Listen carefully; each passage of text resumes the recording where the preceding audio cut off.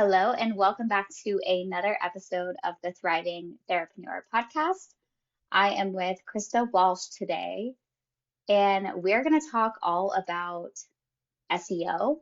We're going to talk about a lot of other things, but this was really our main intention for today, as we were just even talking off camera. There is so much we could talk about with SEO, whether you are building your private practice or you are evolving into a coaching business, and how this is going to help you attract more clients, build more revenue, have more flexibility and freedom and security in your life as an entrepreneur. So before we get into that, Krista, I want you to introduce yourself, tell us who you are, and you kind of have an interesting story about what even led you into this world of working with clients in this way. So tell us, why do you do what you do? Yeah. Thanks, Carly. Yeah, so I am Krista. I have been an SEO website copywriter for a long time, which means writing the content that goes on your site and also your blog content if that's something that's wanted, with an SEO and conversion focus in mind. Recently, I've partnered also with a couple of designers too to do the full setup and just make it an easier full process end to end. Um, yeah, how I got here. Essentially, I applied it to my own business. I applied SEO to my own business. Most of my clients still find me through Google search. It is a misconception that people who are Googling like aren't ready to hire or they don't want to like pay high ticket prices, but hiring a copywriter isn't like a $500 investment, right? Even though my prices are competitive, it's still in the four figures. And I routinely get people that hire me for that website project and then stay on long term. So I'm not a coach, but I've worked with coaches, worked with private practices, and we've seen that with the right strategy, which is what we're going to talk about today, and the strong website on the flip side, it can really work for you as like a passive source of lead generation. Hmm. Yeah, but what led you to work with therapists? Oh, that's what you were alluding to. Yeah. I mean, so like most business owners, like I'm sure the people venturing into coaching listening to this, you have like the business reason, right? Which is like you got to find a niche. You got to find people you really love working with to Yeah. make marketing easier, to like shape the offers to serve this client, and everything. But at the same time, you're probably somebody who's like, I'm putting my life force into this thing that I'm doing because otherwise I would just like work for a company, work for an agency, whatever. So you want it to mean something. My experience with a therapist really changed my life. I was somebody who was experiencing pretty debilitating panic attacks, what I now known as like classified as panic disorder, where I became pretty afraid to do basic things. Like I stopped driving because I was afraid I would have a panic attack. And it would trigger these really intense physical symptoms, including my vision kind of like inking out where I couldn't see. So I went to the doctor, like a primary care, and they're like, "This is a panic attack. Go see a therapist." I found an amazing therapist, and within that first 6 months, I was went from like severe panic attacks to rare panic attacks, without having to take medication, which is something that I personally cared about, just through like understanding what was going on in my body and my mind, and tracking those thoughts really and slowing them down. So, yeah, I mean, that is something that really fuels me today, that this can really change people's quality of life, pretty quickly if you find Yeah. someone you connect with. Yeah. So why not help the therapist help more people and have this ripple effect in the best way possible because you know how much it impacted your own life. I love that when you wrote that in your application to be on the show because we have, a vision for our own life and we have missions in our own business, but there's tons of SEO experts out there, but you're not just any SEO expert. Like you really care about these therapists that you're dealing with on a deeper personal level because you have seen the impact that these therapists have made in your life. I just think it's a beautiful thing. And part of your introduction that you probably don't talk about enough. So let's go into SEO. What is SEO? for anybody who's listening, maybe they know what the acronym actually stands for, and maybe they don't. But even if they know, okay, it stands for search engine optimization, what does that actually mean? Yeah. So, for instance, like in my experience that I just shared, I found my therapist because I was Googling for a great therapist in my area, right? Related to what I was dealing with, which was panic attacks. Um, and SEO is the process of making sure when somebody's in that position, they're in this position of like urgency.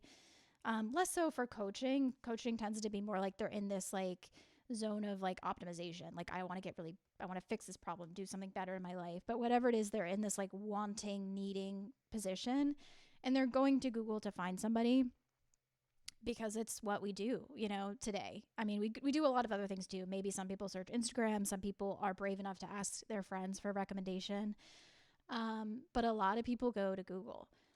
So SEO is making sure that Google knows to show your website to those people who are typing in the types of things that you can offer them. Hmm. And taking it a step further, how would Google know to show your stuff to your types of people? Is that mainly done through, I know this is a loaded question, but most people think of the keywords in SEO. It comes down to your messaging and your copywriting that is on your website, for example, that Google's going to pick up. Oh, this person just Googled this keyword, show them Krista's website, for example. Yeah, so it is a lot about the keywords. And but it's more than just like finding one keyword and like writing that a million times in your site, right? It's like Google is a little bit smarter than that. It's an algorithm that picks up on like keywords, like synonyms that mean kind of the same thing, really similar phrasing, and also location. So even if you're not saying like your city in your website or like in your search, let's say I was like searching for like anxiety therapist near me. And I don't even tell Google that I'm in Los Angeles. But Google will show me results in Los Angeles anyway because it looks at what the searcher's IP address, where it's located, and will assume that you want results close to where you are. Because Google's whole Hmm. job is to serve the searcher because that is their customer. So yeah, I guess just sharing that it's a little bit more than just the keywords. It's those keywords plus making sure Google knows where your business is located, plus using other phrases in there naturally to capture these people that are typing in things like slightly differently because not all humans are the same. Um, and just doing what you can to tell Google's algorithms that like here's what I do, here's who I do it for, here's where I'm located, and here is why you can trust my website. So part of it is like Google has this score that they essentially assign every website domain called a domain authority. It's a number between 1 and 100, and it just means like how authoritative, how trustworthy Google thinks your website is. And it's an algorithm that places that score based on some things that are out of your control, like how long your website has been around. So if you're a really old website, like your .com boom website, you probably have a really high domain authority Hmm. score just because you've been around for so long, you've been in business for so long, Google trusts you. But there are other things like Google reviews, like how many other websites are linking to your website, because that tells Google, like, hey, other websites know about this site and they think it's a good website to send their traffic to. So that comes into play as well. Yeah, the backlinks. Yeah. So, what about if somebody has a coaching business and they're not just local and they're worldwide, and somebody does type in something near me, or they're not typing in near me, but it's picking up in their IP address and they know where they live? How can we still make sure that we're going to show up on Google when we have a coaching business where we can get ideal clients worldwide? Yeah. So I would say fewer people, if they're searching for a coach, are like specifically like using terms like near me or like searching on a map, like Google Maps. They're probably not like expecting to walk into like a coaching office in the same way that you would with like a private practice. So that comes into it. And then certain keywords are just by default more global because there aren't a lot of local businesses, trying to rank for that. So something like a dentist, like there are like 500 dentists in a city like Los Angeles, right? So it's going to go with the ones that are closest to your IP address. But if you have a really niche coaching practice, you might be one of like 20, so it's just going to show you versus there's probably like not that many like in somebody's local area. So Google is going to branch out a little bit more.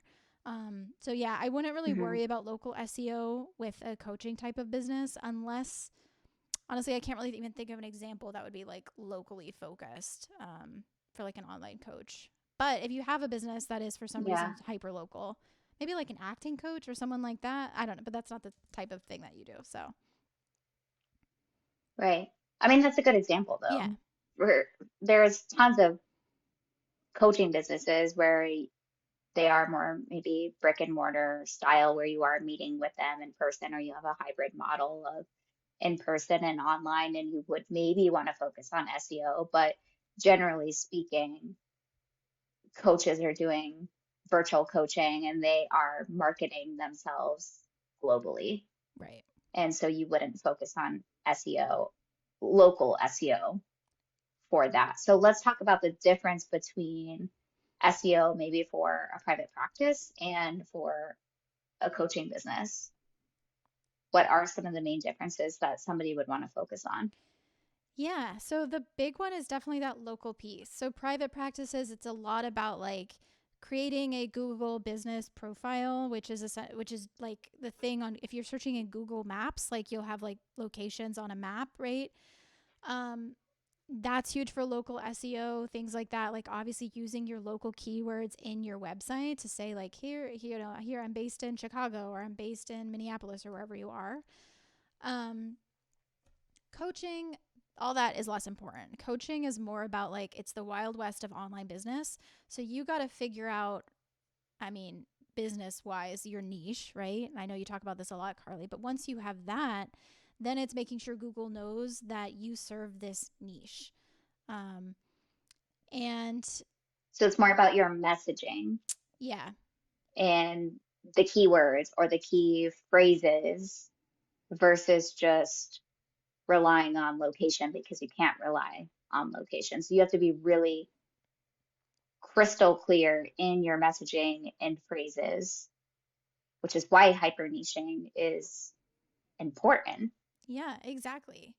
right? Yeah, exactly. I mean, virtually nobody is going to rank for something super broad like coach for women, like it's got to be something that people are they know what it is, so they're googling for it and it's specific enough that you have a shot at ranking. Because otherwise it's just Hmm. you're trying to compete against like masses of people and most of those masses of competitors and most people searching probably aren't your ideal client anyway. um, Right. I will also add something. Well, that's like, I was going to say, when clients get, I call it flowery, they get a little flowery with their language, right? Where they'll say, and or they have like platitudes and cliches where any sort of coach could say this. A business coach could say this. A weight loss coach could say this. Uh, a women empowerment coach could say this. A menopause coach could say this. Using phrases or words such as find confidence, set boundaries, find balance, or they are just calling themselves like a women empowerment coach, right? Like those are things that are considered more broad, where if somebody were to Google that, that probably wouldn't work out in your favor, Exactly. Yeah. correct? Correct. Yeah. So yeah, the finding the niche, this is something that you do with Carly through her programs and coaching, right? And depending on your niche, it could lend itself really, really well to SEO or potentially not so much. So you kind of have to do some digging to see like, is your niche something that like a bunch of people know about existing and want? Or is your niche something that like people want it, but first, like, you have to sort of spread the word about what this is, right? So for example, like a dating coach for men, that's something that is like people understand what that is. People are probably Googling for this. So, like, that's something that lends itself really well to SEO. um, you know, dating coach for divorced women or something like that, that is like a clear niche that people are probably like Googling for, makes a lot of sense. On the other hand, if you have a niche that's a little bit more like, I don't know, what's the word? Like you sort of created it and it's like strong from, you're good at marketing. Like you can get the word out when you talk about it, people want it, but they're kind of like, oh, I didn't know that thing existed. Until they like learn about it and then they really love it. If that's your boat, then you probably want to go the route of blogging versus like just trying to rank your foundational pages, because people probably aren't like Googling for that thing you do. I'm kind of struggling for an example here. I don't know if you know Mm-hmm. anyone in your program that might fit that bill. Um, no, because I lead them in a different Okay. direction so that they don't fall on deaf ears because it's difficult to make yourself, I call it being the Beyonce of your space when you have something that is maybe a nice to have or an addition to their life. Like, well, we want people to be searching, to have an urgent need where they are going to eagerly pay you versus them not even knowing they have a problem. Totally. Okay. So then, Not to mention, there's a solution to their problem they didn't even think about or know about until they stumbled across your blog. But this is a good example. This is a healthy conversation that we're having to shed light into how important it is to have really specific messaging. It doesn't mean to say that you can't pursue this type of niche if you're falling in this boat, like Krista said, but just know the barriers that come along with it, and your growth path may look a little bit different than what we're speaking about today. yeah, that's awesome then. So it Yeah. sounds like you're kind of, if something is recognizable to the general public, it's probably Googleable too. Like if you told your like best friend, like, hey, I'm a blah, blah, blah coach, and they're like, oh, cool. And not like, what? Then probably it's something that people are looking for online as well. Which is where you can try to rank those foundational pages, like your homepage, your possibly your sales pages, your about page, things like that. But there's also another avenue, especially if you're in a really competitive space, which is blogging. So this is where, because you can serve people anywhere, you can create blog posts to answer questions that are related to what you offer. Or if somebody is maybe a little bit earlier on in that, like they're problem aware, but they're not solution aware. So they don't really know that a coach exists yet, but they know they have the problem. So you can create content around the problem, like the symptoms they're having or the thing that they really urgently want, and create blog content around that, around those types of keywords, which tend to be a little bit longer. Like they tend to be in question format, or in list format, or like ways to blah, blah, blah type of format. And Hmm. that's like a backdoor into You your said you get website. this question a lot. Like, do they have to blog? Do they have to blog? It's a way that they can get more attraction, but when people think SEO, I think they automatically think blogging and they tie the two together. Yeah. How do you answer that question when somebody asks you, like, do I have to blog? Yeah. And then if I have to have a blog, do I have to write the blog? Okay, so And if I don't have to write the blog, how much do I have to pay for somebody to do this blog for me? Like, that's what everybody who's listening is thinking. totally. Okay, so do I have to blog? No. You don't have to blog. I would say the first course of action for somebody who's interested in SEO is to create a strong website and try to rank your foundational pages for keywords. So these keywords that have, like, we call it search intent. So the person who is searching is in a hiring mindset. They're like, I need this. I know the solution exists. I am just trying to choose the right person to deliver that solution.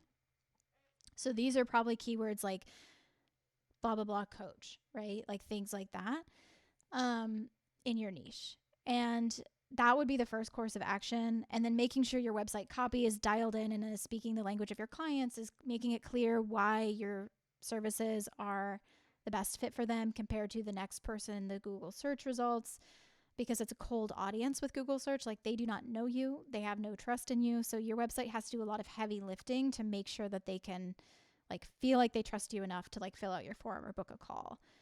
Um, Mm-hmm. However, blogging can be a great option for those people who have a like online marketing system kind of going. So if you have freebies, if you have like email funnels, if you have like lower ticket offers that like then upsell people eventually, you know, in a very ethical way into like higher ticket coaching. If you have all of that going, then blogging can be a way to build your audience and nurture them over time to become clients. Because it helps you get in front of people who have the problems that you solve, but they're not necessarily ready to put down their credit card information because it's a huge lift to go from like I have a problem to I want to spend $1,000 a month to solve the problem. So these Mm-hmm. people can find your blog. If they feel like they've really been helped by their blog or they resonate with your style or whatever, your thought process, then maybe they're like, okay, I want to join their email list, or I want to get this like free worksheet that's going to help me, or I want to take their quiz. Um, or at the bare minimum, like I want to follow you on Instagram or TikTok or something, where then they can like get to know you over time. And sort of, so I sort of view blogging as like an audience building venture versus like a lead generation venture.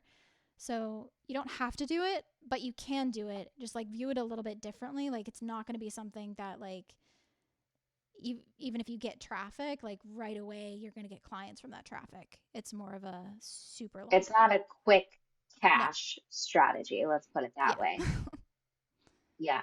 So when we think about the order of operations and growing your business, blogging can be part of your marketing ecosystem, but is it the very first thing you should start with? Probably not. Let's go here for a second because personally, I have launched so many things and not had a website. So my signature program is Therapist to Coach Accelerator. When I first launched that, I did not have a website. I just had a social media presence and I made thousands of dollars. I have been, running this program for years and have scaled it to seven figures and literally just started SEO in the past year myself. So I'm a firm believer that somebody doesn't need a website to make money. They could just have a social media presence. There's a time and a place for SEO. I love SEO. It's great. It's not cheap. To me, it's a long-term game, and I'd love to hear from you like realistic expectations. I always say like 6 months to a year is a safe bet for SEO return. I think it's a wonderful asset in your business, just as your website is. People need websites, they need good quality websites. But a lot of people, when they're like, okay, I'm starting my coaching business, I need a website, they think that's the first thing that they need.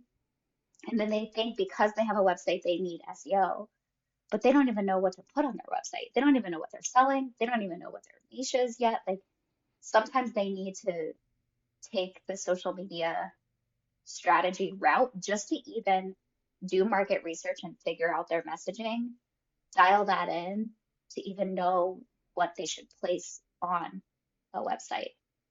So, can we talk about like when do most clients start working with you? Where are they in their stage of business? Do you agree or disagree with me on anything I just said? Totally fine to have a conversation around this, but this has been my own personal lived experience with SEO and the kind of order of operations that I have taken in my own business that has worked well for me. Yeah. Yeah, so I don't disagree. No, for coaches especially in those early days, like I do think it'd make things easier if you had a site, like just some like central hub where people can go like to read everything in one place, because social media, pretty much every platform is pretty disjointed and it's hard if you're the type of buyer who needs to like read it all, think deeply about it, and you're not somebody who's going to see a story and be like, I'm in, which there are those people. Having some sort of site, I think, can be helpful, just as like, or even like, if you want to be really low tech about it, I have launched offers with like a Google Doc, like just like something written down For where people sure. can A see it. Google Doc, a Facebook group, leading them to a sales call, and then giving them all the Yeah, information. right.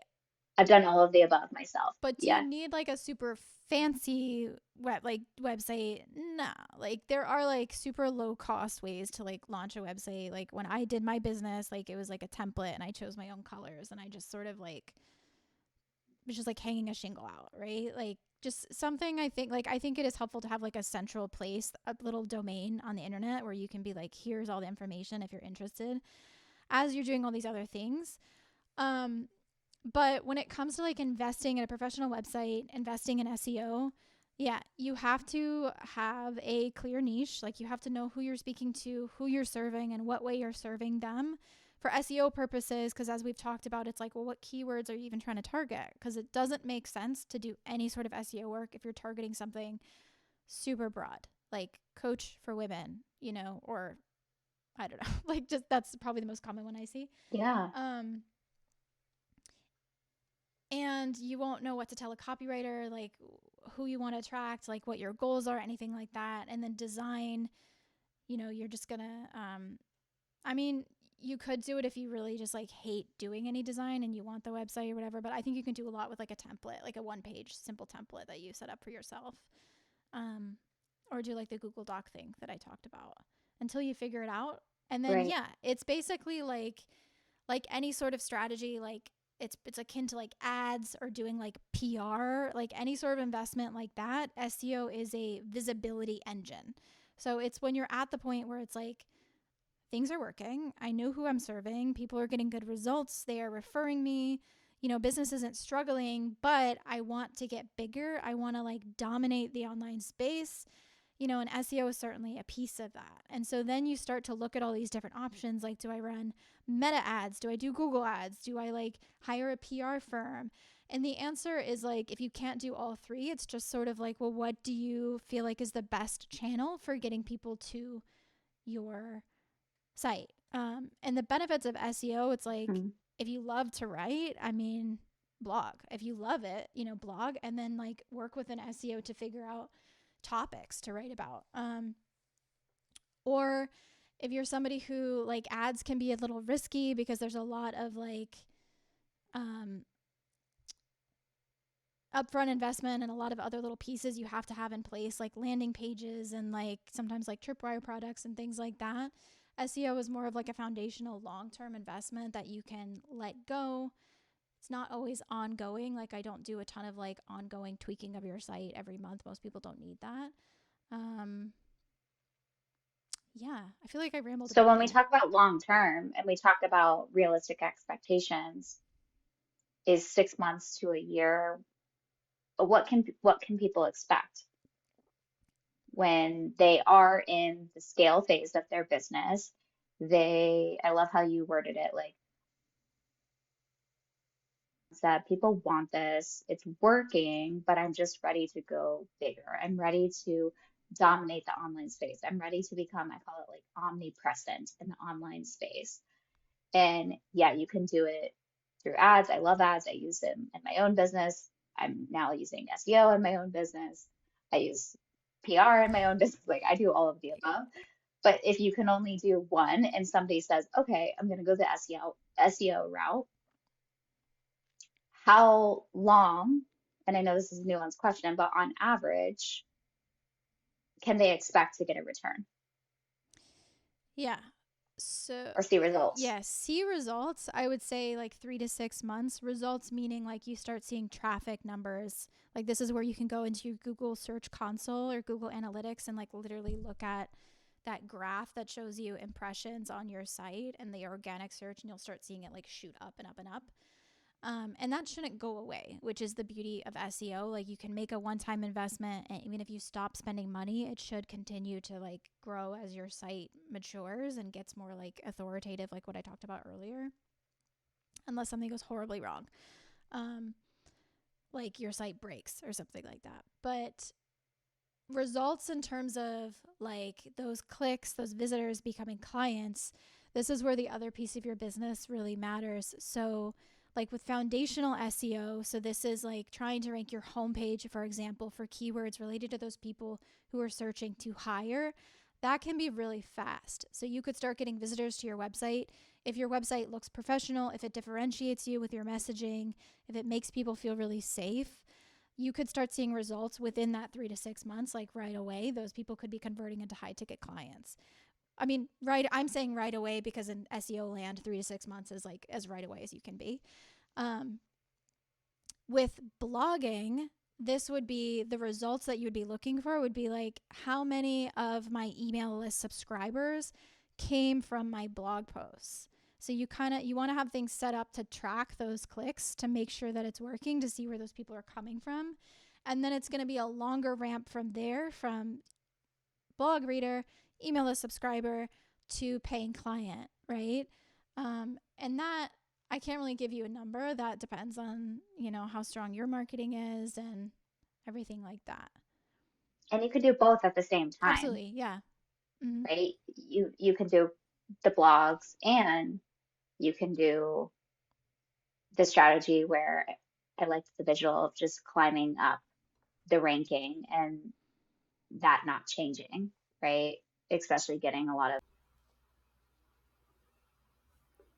Okay, so for someone who has decided they're going to write blogs or they want blogs to be part of their SEO strategy, but they either don't want to write it themselves, so they're at this crossroads of, do I have AI write it? Can I even have AI write it?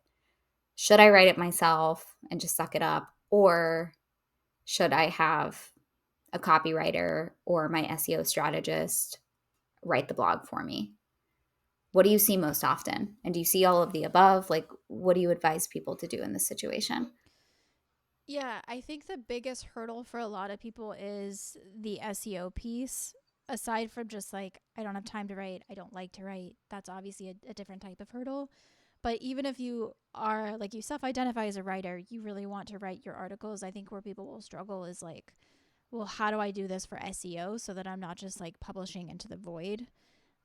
So this is where working with somebody to figure out like what topics make sense for your audience, for your business goals, for whatever like marketing ecosystem you have going, um, are like what topics to choose related to what has like pretty high search volume and like you're able to rank for that.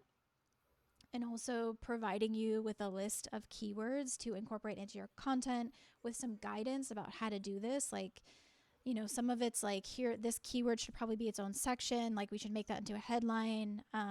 Here's what the section should be. Here's what your page title should be, what your meta description should be. Here's how to like put this into your image data as well. So I think it's pretty doable. Like, if you have someone doing that piece for you, to take that and then write it yourself, if you are somebody who gets joy out of writing and you know that you will do it consistently. If you are somebody who really hates writing, which is a lot of people, or somebody who is just really busy and this is not where you want to spend your time, like you'd rather be like showing up on, stories or something. There are different ways to do this. You could use AI to help you. I do not recommend full cloth having AI write an entire article for you and just like posting that. Because it's weird for readers. Like, surveys have come out that like 50% of people, which I think depending on your audience could be really low for you, can recognize They can AI tell. content. Yeah, and it feels weird. It's a weird experience. It doesn't really doesn't like make you trust that person all that much because you're like, well, I don't think they really wrote this.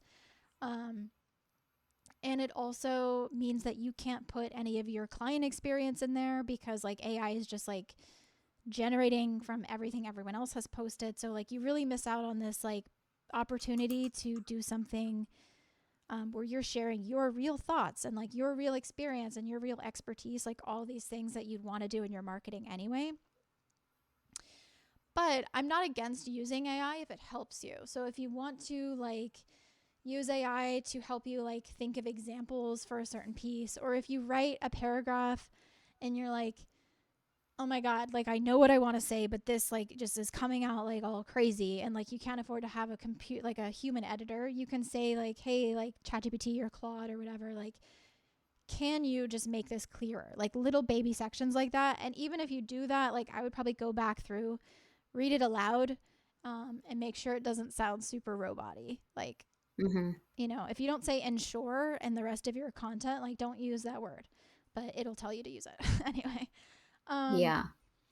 and I'll just say, like, Google's algorithms have announced that they're like downvoting essentially content that is clearly AI produced because they want to keep people using Google. And if people stop using Google, they're going to lose money to all of the people that advertise on Google. So they really want to prioritize high quality content. So if they are suspecting that something is low quality created with AI, they're telling their algorithms to not rank that page. So even from an SEO perspective, like, I wouldn't completely rely on it, but use it. If you want to use it to like organize your thoughts, if you want to use it to come up with like titles, things like that, like, absolutely. Like, use it as a tool, but don't use it to like replace your human brain. Um Right. yeah. That's a great way to put it. Use it as a tool, but don't completely rely on it. Use it to optimize what you're doing already, or use it to fast track what you're doing, to get your wheels spinning, to brain dump, to organize your thoughts. Totally. Something's coming back to me from the beginning of our conversation around investment. And, you said around a 4-figure investment, you have competitive pricing. Like, what if somebody is listening and who is wondering, okay, if and when I get to the stage of my business where I want to hire out for SEO, I do not want to write the blogs myself. I want to have blogging be a piece of it. What would an all inclusive SEO service run me? Do I pay monthly? Is it like a package deal? What do you see most often, or if you want to speak to any of your offers, can you shed some light onto what people can expect on the investment side for SEO services? Yeah, totally. Quality SEO, because you can always get cheaper SEO, Yeah. right? But you're going to get what you pay for. And I'm sure you come across that all of the time, right? So, Yeah, be I even wary. hear that too, like, oh, I hired this SEO person for $200. I'm like, good luck. You know, what are they actually doing for you? So, can you speak to quality SEO investment? Yeah. Yeah.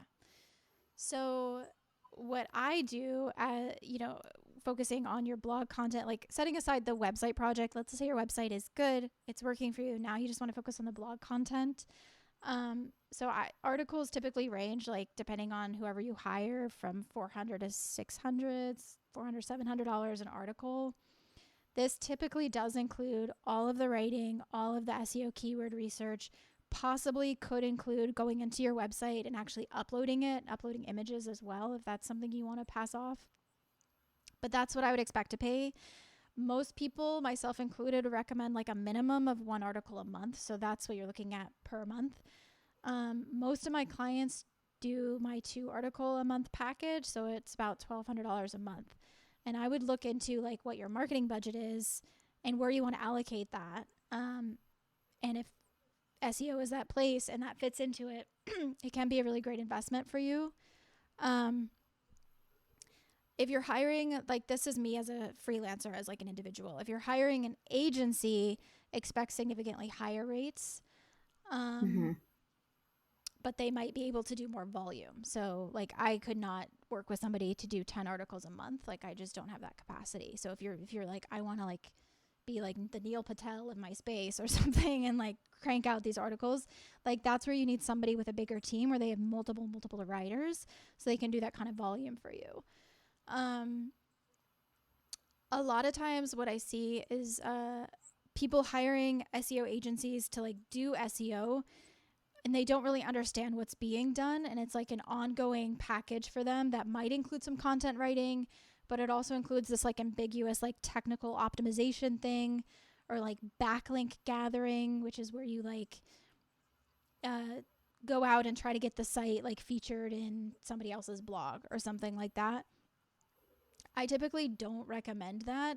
just because I don't think you need months and months of like technical optimization on your site unless it's a huge site and it's a mess and you have to like, and it was just built really improperly. But for most coaches, you're not dealing with that. Like most coaches have fairly simple websites. So anyone selling you that sort of like optimization package, like just look a little closely at it and make sure you understand like what's being done. If it's a content writing package, that's different. That's like you're producing content every single month for your blog. Yeah, it's a good point. I think that it's the same thing with paid advertising. When something is so new to you and it's a big learning curve and you want to just outsource it, you can get taken advantage of pretty easily if you're not hands-on or you're not working with somebody who you can trust, who comes recommended, right? Because there's so many things that you don't even know the questions to ask if it's working or not. And they do sell you on this like ambiguous package, if you will. So get second opinions, work with somebody that you trust, try to learn as much as you can so that you can ask powerful questions and analyze your results to the best of your ability as you're continuing to learn this new process. But expect somewhere around $400 to $1,200 to double, triple that, depending on how fast you want to grow. Exactly. But the question you really need to ask yourself is, what is my marketing budget? What is realistic for me? What are my profit margins? So assessing all of your business finances, but then asking yourself your business goals of how fast you want to grow as well. And do you have the budget to grow that fast? Yeah, Yeah. exactly. Thank you for Great. organizing my answer into such a Yeah. neat Well, I was response. just kind of recapping for myself as Yeah, well, but I'm yeah. sure it's helpful for listeners. So we covered a ton today. Krista, where can everyone find you if they're interested in your services? They want to learn more about SEO. Do you have a free gift for anyone? Yeah, so you can find me either on Instagram or LinkedIn. So those are the places I'm at. Um, Krista Walsh Copywriter is my handle in both places. If you search there, you should find me, but I can share it with you if you want to link it. Um, Yeah, I'll put it in the show notes. Great. Say that again. That's your Instagram handle? Instagram and LinkedIn. Mm-hmm. Okay. Say it one more time. You kind of cut out for a second. Krista Walsh, my name, copywriter. Yeah. Mm-hmm. Got it. Okay, perfect. And I'll link it in the show notes. Yeah. And then do you have a free gift for anyone? Yeah, so I have a checklist. It's a website elevation checklist. So this kind of goes through the key pieces of creating a strong website, your user experience, your SEO, your message, and your design. Mostly just made to address some problems that are really common in this space and just making sure, like, if you can check this off, you don't got that problem, you're good. So you can feel confident that you're quote unquote doing it right. Okay, amazing. Well, I'll include that in the show notes as well. And thank you so much for all of your SEO knowledge today. Everyone, go follow Krista on Instagram or LinkedIn. That's where she hangs out, and you can download her free checklist. And I will see you in the next episode, Therapreneurs. Take care. My love is with you. Thanks, Krista. Thank you.